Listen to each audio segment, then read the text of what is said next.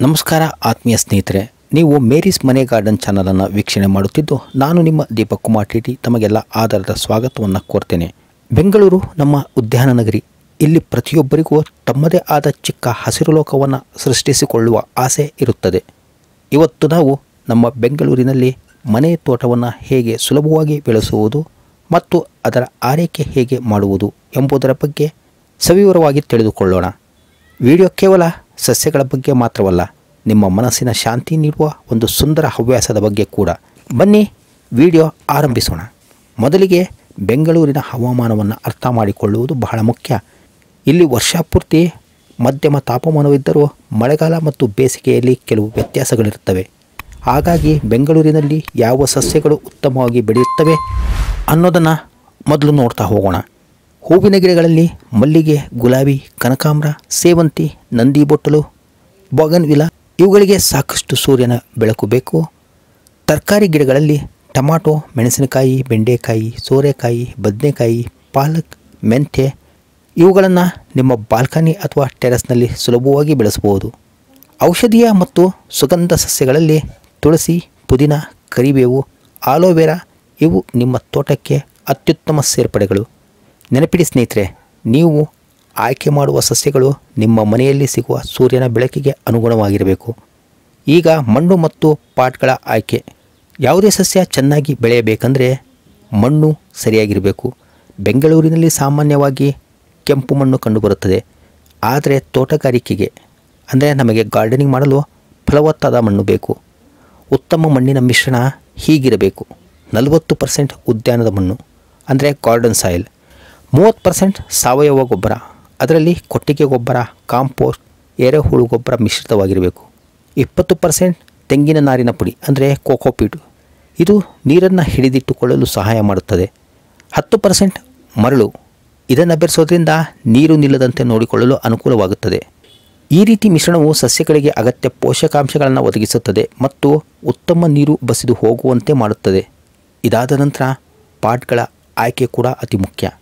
ಮಣ್ಣಿನ ಪಾಟ್ಗಳು ಅಂದರೆ terracotta pats ಇವು ಸಸ್ಯಗಳಿಗೆ ತಂಪಾಗಿರುತ್ತವೆ ಮತ್ತು ನೀರು ಚೆನ್ನಾಗಿ ಬಸಿದು ಹೋಗುತ್ತದೆ. ಪ್ಲಾಸ್ಟಿಕ್ ಪಾಟ್ಗಳು ಹಗುರವಾಗಿರುತ್ತವೆ ಮತ್ತು ಕಡಿಮೆ ಬೆಲೆಯವು, ಆದರೆ ಬಿಸಿಲಿಗೆ ಬೇಗ ಬಿಸಿಯಾಗಬಹುದು. ಸಿಮೆಂಟ್ ಪಾಟ್ಗಳಂದರೆ ಗಟ್ಟಿಯಾಗಿರುತ್ತವೆ ಮತ್ತು ದೊಡ್ಡ ಸಸ್ಯಗಳಿಗೆ ಉತ್ತಮ. ಇನ್ನು ಫ್ಯಾಬ್ರಿಕ್ ಗ್ರೋ ಬ್ಯಾಗ್ಗಳು, ಇವುಗಳಲ್ಲಿ ಒಳ್ಳೆಯ ಗಾಳಿ ಆಡುತ್ತವೆ ಮತ್ತು ಬೇರುಗಳಿಗೆ ಒಳ್ಳೆಯದು. ಸ್ನೇಹಿತರೆ, ಪ್ರತಿಯೊಂದು ಪಾಟ್ನ ಕೆಳಗೆ ನೀರು ಹೋಗಲು ರಂಧ್ರಗಳಿರಬೇಕು ಎಂಬುದನ್ನು ಮರೆಯಬೇಡಿ. ಸಸ್ಯಗಳ ಆರೈಕೆಯಲ್ಲಿ ನೀರುಣಿಸುವುದು ಬಹಳ ಸೂಕ್ಷ್ಮವಾದ ವಿಷಯ. ಅತಿಯಾದ ನೀರು ಅಥವಾ ಕಡಿಮೆ ನೀರು ಎರಡೂ ಸಸ್ಯಗಳಿಗೆ ಹಾನಿಕಾರಕ. ಬೆಂಗಳೂರಿನಲ್ಲಿ ಬೇಸಿಗೆಯಲ್ಲಿ ನೀರು ಪ್ರತಿದಿನ ಹಾಕಬೇಕಾಗಬಹುದು, ಆದರೆ ಮಳೆಗಾಲದಲ್ಲಿ ಮಣ್ಣು ಒಣಗಿದಾಗ ಮಾತ್ರ ನೀರುಣಿಸಿ. ನೀರು ಹಾಕುವ ಮೊದಲು ಬೆರಳಿನಿಂದ ಮಣ್ಣನ್ನು ಈ ರೀತಿ ಪರೀಕ್ಷಿಸಿ. ಮಣ್ಣು ಒಣಗಿದೆ ಅಂತ ಅನಿಸಿದರೆ ಮಾತ್ರ ನೀರು ಹಾಕಿ. ಬೆಳಗಿನ ಅಥವಾ ಸಂಜೆಯ ಸಮಯ ನೀರು ಹಾಕುವುದು ಉತ್ತಮ. ಮಧ್ಯಾಹ್ನದ ಬಿಸಿಲಿನಲ್ಲಿ ನೀರು ಹಾಕಬೇಡಿ. ಇನ್ನು ಸೂರ್ಯನ ಬೆಳಕು ಸಸ್ಯಗಳ ಬೆಳವಣಿಗೆಗೆ ಪ್ರಮುಖ. ದಿನಕ್ಕೆ ಕನಿಷ್ಠ 6ರಿಂದ 8 ಗಂಟೆಗಳ ನೇರ ಸೂರ್ಯನ ಬೆಳಕು ಟೊಮಾಟೊ, ಮೆಣಸು, ಗುಲಾಬಿ, ದಾಸವಾಳ, ಕನಕಾಂಬರ ಇತ್ಯಾದಿಗಳಿಗೆ ಇದು ಬೇಕು. ದಿನಕ್ಕೆ 3ರಿಂದ 6 ಗಂಟೆಗಳ ಕಾಲ ಸೂರ್ಯನ ಬೆಳಕು ಪಾಲಕ್, ಪುದೀನ, ಸೇವಂತಿ, ನಂದಿ ಬೊಟ್ಟಲು ಹಾಗೂ ಕೆಲವು ಅಲಂಕಾರಿಕ ಗಿಡಗಳಿಗೆ ಸಾಕು. ಕೆಲವು ಒಳಾಂಗಣ ಸಸ್ಯಗಳು ಮನಿ ಪ್ಲ್ಯಾಂಟ್, ಸ್ನೇಕ್ ಪ್ಲ್ಯಾಂಟ್ ನೆರಳಿನಲ್ಲಿ ಬೆಳೆಯುತ್ತವೆ. ಇದಕ್ಕೆ ನೇರ ಸೂರ್ಯನ ಬೆಳಕು ಬೇಕಾಗಿಲ್ಲ. ನಿಮ್ಮ ಮನೆಯಲ್ಲಿ ಯಾವ ದಿಕ್ಕಿನಲ್ಲಿ ಸೂರ್ಯನ ಬೆಳಕು ಬರುತ್ತದೆ ಎಂಬುದನ್ನು ಗಮನಿಸಿ ಅದಕ್ಕೆ ತಕ್ಕಂತೆ ಸಸ್ಯಗಳನ್ನು ಇರಿಸಿ. ಸಸ್ಯಗಳಿಗೆ ನಿಯಮಿತವಾಗಿ ಪೋಷಕಾಂಶಗಳನ್ನು ಒದಗಿಸುವುದು ಬಹಳ ಮುಖ್ಯ. ಸಾವಯವ ಗೊಬ್ಬರಗಳು ಅಂದರೆ ಕೊಟ್ಟಿಗೆ ಗೊಬ್ಬರ, ಕಾಂಪೋಸ್ಟ್, ಎರೆಹುಳು ಗೊಬ್ಬರ, ಮೀನಿನ ಎಮಲ್ಷನ್ ಇವು ಸಸ್ಯಗಳಿಗೆ ನಿಧಾನವಾಗಿ ಪೋಷಕಾಂಶಗಳನ್ನು ಬಿಡುಗಡೆ ಮಾಡುತ್ತವೆ.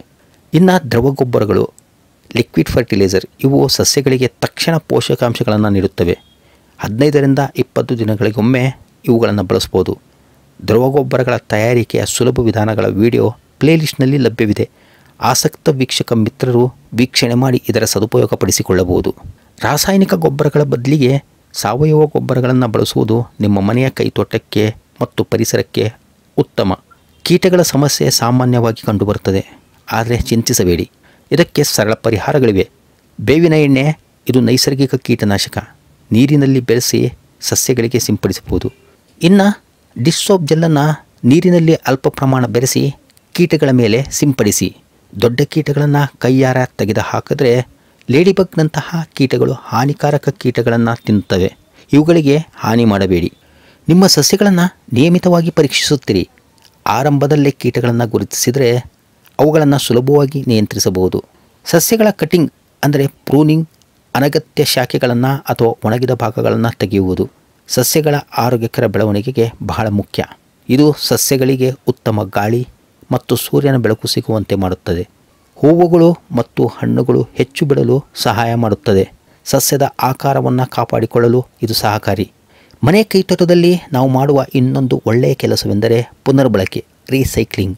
ಹಳೆಯ ಪ್ಲಾಸ್ಟಿಕ್ ಬಾಟ್ಲಿಗಳು, ಟೈರ್ಗಳು, ಮುರಿದ ಪಾತ್ರೆಗಳು ಇವುಗಳನ್ನೆಲ್ಲ ಪಾಟ್ಗಳಾಗಿ ಬಳಸಬಹುದು. ಕಿಚನ್ ವೇಸ್ಟ್, ತರಕಾರಿ ಸಿಪ್ಪೆ, ಹಣ್ಣಿನ ಸಿಪ್ಪೆ ಅನ್ನು ಕಾಂಪೋಸ್ಟ್ ಮಾಡಿ ಗೊಬ್ಬರವಾಗಿ ಬಳಸಬಹುದು. ಇದು ನಿಮ್ಮ ಕೈತೋಟಕ್ಕೆ ಸೃಜನಶೀಲ ಸ್ಪರ್ಶ ನೀಡುತ್ತದೆ ಮತ್ತು ಪರಿಸರಕ್ಕೂ ಒಳ್ಳೆಯದು. ಬೆಂಗಳೂರಿನಂತಹ ನಗರದಲ್ಲಿ ಮನೆ ಕೈತೋಟ ಮಾಡುವುದು ಒಂದು ಸುಂದರ ಅನುಭವ. ನಿಮಗಾಗಿ ಕೆಲವು ಅಂತಿಮ ಸಲಹೆಗಳು ನೀಡ್ತಾ ಇದ್ದೀವಿ. ಸಸ್ಯಗಳು ಬೆಳೆಯಲು ಸಮಯ ತೆಗೆದುಕೊಳ್ಳುತ್ತವೆ. ತಾಳ್ಮೆಯಿಂದಿರಿ. ಸಸ್ಯಗಳ ಬಗ್ಗೆ ಕಲಿಯುತ್ತಾ ಇರಿ. ಪ್ರಯೋಗ ಮಾಡಿ. ನಿಮ್ಮ ತೋಟದೊಂದಿಗೆ ಸಮಯವನ್ನು ಕಳೆಯಿರಿ. ಅದರ ಬೆಳವಣಿಗೆಯನ್ನು ಆನಂದಿಸಿ. ನೆನಪಿಡಿ, ನೀವು ಒಂದು ಸಣ್ಣ ಬೀಜವನ್ನು ನೆಟ್ಟಾಗ ಅದು ಕೇವಲ ಸಸ್ಯವಾಗಿ ಬೆಳೆಯುವುದಿಲ್ಲ. ಅದು ನಿಮ್ಮ ಮನಸ್ಸಿನಲ್ಲಿ ಒಂದು ಹೊಸ ಆಸೆಯಾಗಿ, ಶಾಂತಿಯಾಗಿ ಮತ್ತು ಸೃಜನಶೀಲತೆಯಾಗಿ ಅರಳುತ್ತದೆ. ಬೆಂಗಳೂರಿನಲ್ಲಿ ಮನೆ ಕೈತೋಟದ ಆರೈಕೆ ಕುರಿತ ಈ ವಿಡಿಯೋ ನಿಮಗೆ ಉಪಯುಕ್ತವಾಯಿತು ಎಂದು ಭಾವಿಸುತ್ತೇನೆ. ಇಂಥ ಮತ್ತಷ್ಟು ಆಸಕ್ತಿಕರ ವಿಷಯಗಳಿಗಾಗಿ ಮೇರೀಸ್ ಮನೆ ಗಾರ್ಡನ್ ಚಾನಲ್ಗೆ ಸಬ್ಸ್ಕ್ರೈಬ್ ಆಗುವುದನ್ನು ಮರೆಯಬೇಡಿ. ಈ ವಿಡಿಯೋ ಇಷ್ಟವಾದರೆ ಲೈಕ್ ಮಾಡಿ, ನಿಮ್ಮ ಸ್ನೇಹಿತರೊಂದಿಗೆ ಹಂಚಿಕೊಳ್ಳಿ ಮತ್ತು ನಿಮ್ಮ ಪ್ರಶ್ನೆಗಳನ್ನು ಕಮೆಂಟ್ ಬಾಕ್ಸ್ನಲ್ಲಿ ಕೇಳಿ. ಮುಂದಿನ ವಿಡಿಯೋದಲ್ಲಿ ಮತ್ತೆ ಸಿಗೋಣ. ಅಲ್ಲಿಯವರೆಗೂ ಹಸಿರಾಗಿರಿ, ನಗುತ್ತಿರಿ. ಸರ್ವೇ ಜನಾಃ ಸುಖಿನೋ ಭವಂತು. Happy gardening. ಧನ್ಯವಾದಗಳು. ನಮಸ್ಕಾರ.